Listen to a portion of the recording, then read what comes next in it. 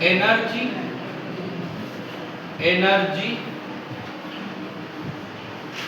of particle, energy of particle performing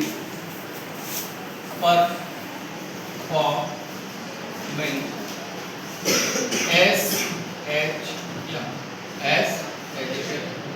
simple harmonic motion. Simple harmonic motion. In the simple harmonic motion, that total energy is equal to kinetic energy plus potential. Kinetic energy plus potential. अगर मैं यहाँ पे kinetic energy की बात करूँ तो kinetic energy का formula होगा 1/2 mv², 1/2 mv². And according to the differential equation of SHM, we know that velocity is equal to omega under root a square minus x square. Then it will be the v square is equal to omega square a square minus x square. What to do, my dear? You have to put the value of the v square in this equation. यहाँ पे मैं first they देता हूँ. Put in equation first. Put in equation number first. What is the first, my dear? Kinetic energy is equal to 1/2 m in the place of v square, omega square a square minus x square. And do you know very well that kinetic energy 1/2, what is the m omega square? K. What is the m omega square? K is a force constant. That is the a square minus x square minus x square. This is the kinetic energy. And listen carefully. During the particle oscillate mean to extreme, extreme to mean, mean to extreme, extreme to mean, there is a change in force and displacement.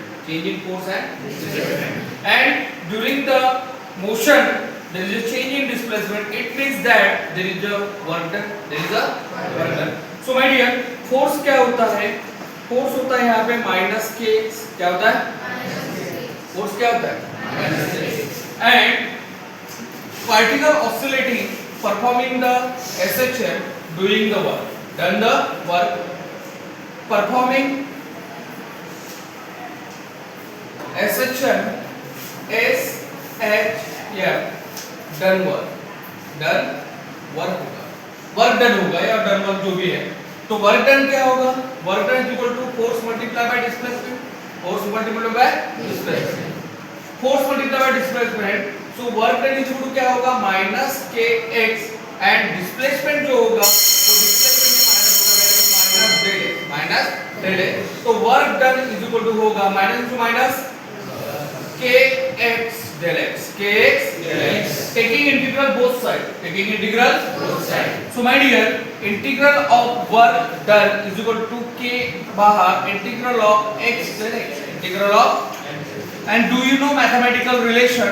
Integral of x del x to the power n plus 1 by n plus 1 means work done is equal to k into x square by 2. That is the work done is equal to 1/2 kx square. 1/2 kx square.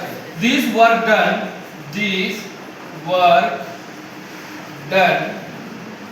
can be stored into the form of potential energy. Means my dear, potential energy is equal to 1/2 kx square. 1/2 kx square. This is the potential energy. And according to conservation of the energy, total energy is equal to kinetic energy plus potential energy. Total energy is equal to kinetic energy plus potential energy. So see carefully.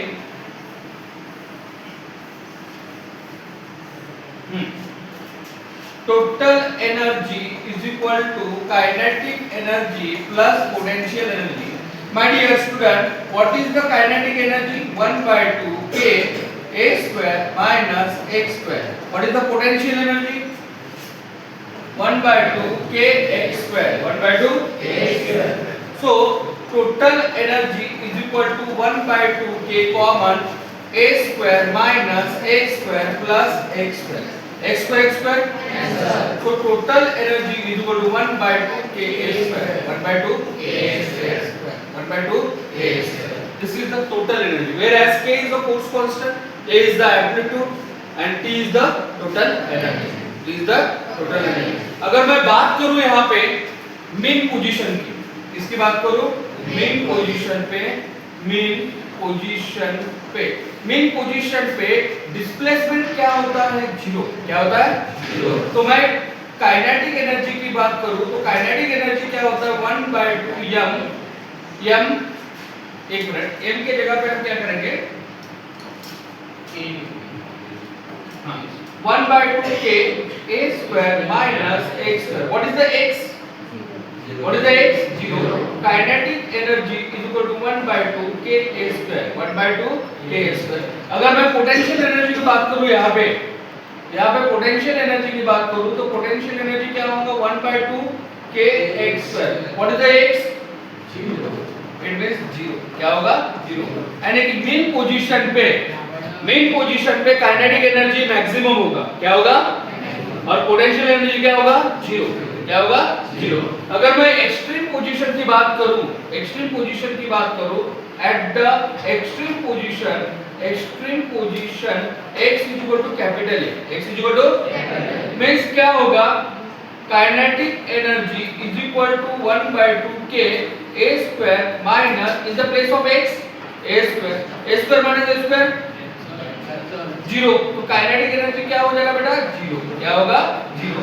अगर मैं potential की बात करूं तो 1 by 2 k x के जगह पे क्या आएगा? a square.